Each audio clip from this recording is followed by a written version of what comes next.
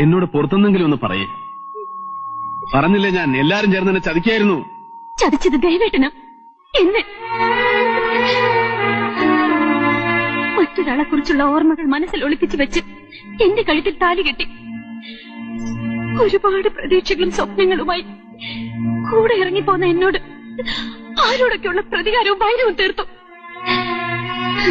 കല്യാണം കഴിഞ്ഞ ഏതൊരു പെണ്ണിനും ദൈവം കൊടുത്തൊരു അവകാശമാണ് ഒരു കുഞ്ഞിനെ പെറ്റുപോറ്റാനുള്ള ആഗ്രഹം. ആ സ്വപ്നം പോലെ എനിക്ക് നിഷേധിക്കപ്പെട്ടു.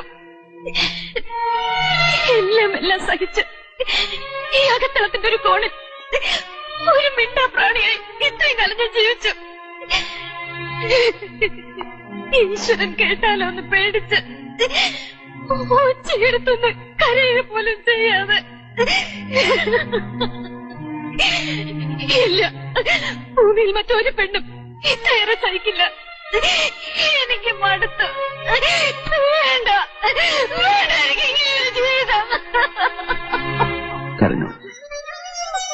ഇത്രയും കാലം മനസ്സിലിറക്കി വെച്ച ഭാരം ഇറക്കി വെച്ചോളൂ.